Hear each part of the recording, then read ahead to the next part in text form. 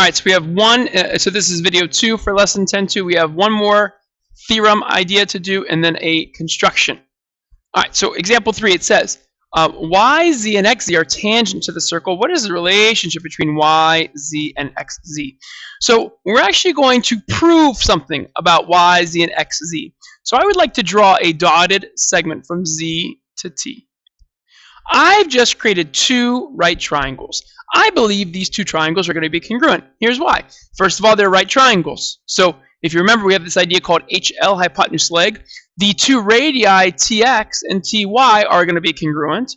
And then the hypotenuse is going to be this segment I just drew, zt. It's shared between these 2 triangles, so it's congruent to itself. So we do have HL congruence. So triangle Z or XZT is congruent to triangle YZT by HL congruence. Right? And again, you have your radii that are the legs. So the radii are the legs. And then that shared side is your hypotenuse. So by the reflexive property, it's congruent to itself. Right? So because these 2 triangles are congruent, all of its corresponding parts are congruent. So segment YZ is going to be congruent to segment XZ by CP CTC. And here's the idea, that if you have 2 tangents to the same circle coming from the same exterior point Z, then they're going to be congruent. So this, I'll use blue, so this segment is the same length as that segment. Okay, here's your formal introduction to this. So if 2 segments with a common endpoint exterior to the circle are tangent to the circle, then the segments are congruent. So again, just try to remember this idea here. All right, so in this picture, AB is congruent to AC. And again, we know that these are right angles because they're tangent. Let's go and use the tool to move points B and C around to see what happens. So if we take point B and we move it around, right? So now as we move B, A moves, but notice that these 2 exterior tangents stay the same. And if I move C, not too far right, always stay the same. There we go. All right, so let's apply this rule to a problem. All right, here we go. So this is a very, very common problem here. So it says a satellite requires a line of sight for communication between the ground stations farthest from the satellite. What is the amount of time needed to make a signal go from one station up to the satellite and down to the other? Okay, so we want to find a time here. Okay, a time.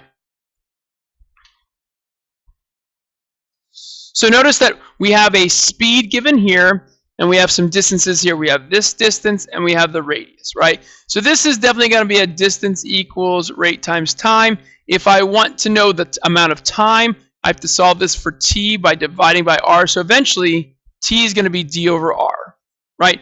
We have our rate, so we need to find the distance that we're traveling. And we're traveling from one ground station up to the satellite and back down to the other ground station. Well, if you treat these 2 ground stations as points of tangency, these 2 tangents both come from the same exterior point, the satellite. This segment will be congruent to that segment. So we need to find the length of one of those signal segments, the tangent segments, okay? So to do this, we're going to draw a right triangle just like so. I'm going to extend this side down to the center of the Earth, and then I'm going to extend the radius of the Earth from the center out to one of the ground stations. Where this tangent hit this radius, this is going to be a right triangle, and we have a right triangle, a right angle, and we have a right triangle right here. Okay, so this is the satellite, this is the ground station, and this is the center. There's my right angle. So this C, center of the ground station, that's the radius, 6,371 kilometers. We want to find this, so that's going to be our x. And now this segment right here, this is the point where it hits the Earth, right? This is 35786, and then once it hits the Earth, it continues to the center. This is the radius, 6,371. So to find this length, which will be our hypotenuse, our c in Pythagorean Theorem, we need to add those 2 together. When you add those 2 numbers together, you do get 42157. So that is going to be the length of our hypotenuse C. So we are going to use Pythagorean Theorem, a squared plus b squared equals c squared. We're going to do a squared, I'll let it be my x squared. Here's my a. Plus 6371 squared equals, there's my b. And then my c is going to be this 42157 squared. Now, if this confuses you, please don't follow along. But if it doesn't, this is a quick way to save yourself some time while writing things down. Instead of squaring both of these, which is what you should do first, you'll get a huge number, right? A 5-digit number squared is like a 10-digit number. Go ahead and just subtract 6371 squared. So x squared equals, and now, do not subtract these first. You need to actually square them first. I'm going to type it in Desmos for you, with you. Okay, now a lot of this is going to go away, but we're going to solve for x, and that is going to be our distance, right? So our distance is x, so we need to find x and then divide it by our rates. So we can do most of this in Desmos. So let's go to Desmos, and let's type in 42157 squared minus 6371 squared. Again, it's still a huge number, right? That's what x squared equals. Just think if you would have wrote these numbers down by themselves, right? This is called sanctum notation. So now we're just going to take the square root of that, right? So I'll come here. I should have done it. There you go. Do it there. And we're going to take the square root. Again, you can find it down here. Square root. And then again, I'm just going to where'd it go? Square root of, and I'm just going to copy paste. Copy. Control C, Control V. And there I go. And that's a nice number of 13.758. Which is not right. Oh, here. Notice what happened. Watch, watch, watch. When I copied and pasted, notice it didn't copy and paste right.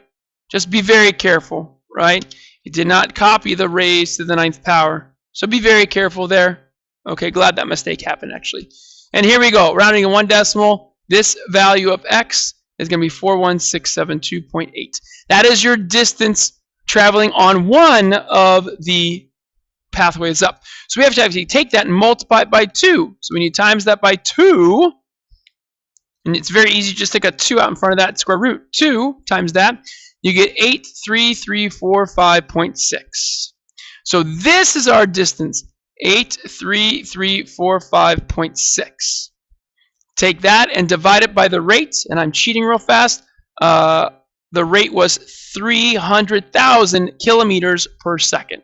So we're going to take it and divide it by 300,000, and let's see what we get. So I'm going to delete that. Let's come up here. So let's do 83345.6 divided by 300,000. And there we go. 0.277. Let's go 2 decimals. So 0.28, and that would be seconds. And think about how fast that is. How fast for that signal to travel from the ground station up to the satellite, back down. Stuff travels fast. Okay, we got one more question here. It's going to be a Desmos geometry question because it involves a construction that's not in Delta Math. Okay, so it says construct tangent lines. So we need to figure out how to construct a tangent to circle P that passes through point T. So we're going to go to Desmos geometry. And I'm going to recreate this picture, right? So put a circle P and a point T somewhere. So I'm going to call that point P.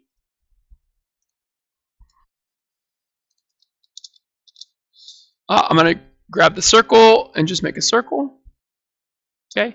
Try to have that point on the right-hand side so it's out of our way, right? We don't really need that second point. And then point T.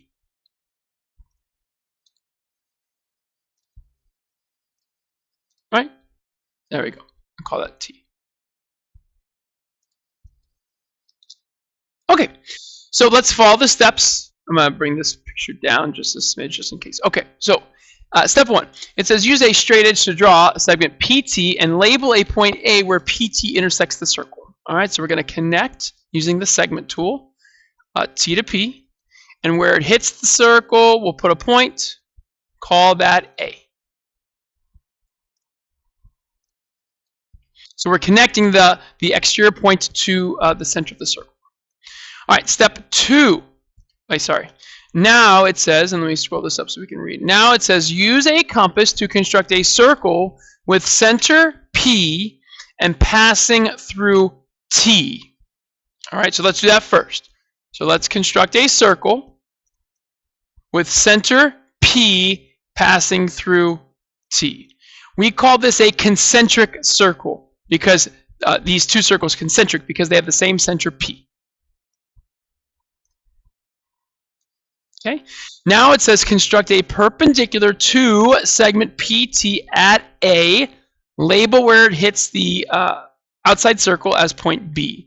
So we're going to use our cheat, right? We're going to create a perpendicular using the construction tools in Desmos Geometry. So more tools, perpendicular. We want it to go to segment PT through point A. Right?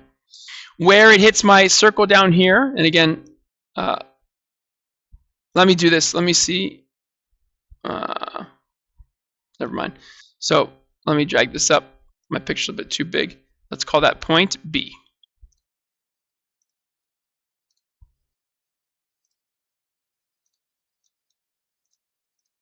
Okay. And again, this is a right angle. If you want to show that's a right angle, you can click the angle button, and you could go T, A, B, and it'll show you a right angle there if you want so. You don't need to. Okay, so that's step 2, right? So we have this outer circle and this perpendicular, right?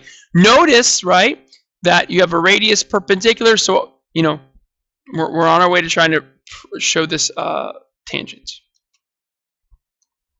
Okay, next. It says use a straight edge to construct segment BP. Label where it hits the inner circle as point C.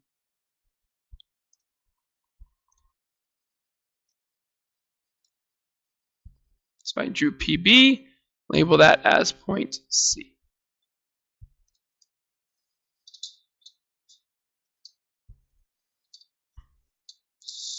And now the last and final step of this construction here is we're just going to make TC, segment TC.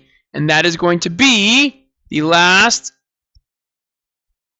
part of our construction. And that would be a segment tangent to that circle. If you want to check, you can measure the angle at C. So if you measure angle TCP, it should be a right angle, right? And there we go. And again, there are two. So if we did this up here, right, we could also find a point C up here as well. Okay. And there we go. So there's that nice construction. It is, to me, that's quite a few steps. And this is actually one of they call this an extra construction. So it's not one you'll see on the state test, but for honors kids, it is one they want you to be able to do. Okay, so again, if you can use steps to do it, that's perfectly fine. All right, very good. Thanks for watching this video. Good luck on the tangents.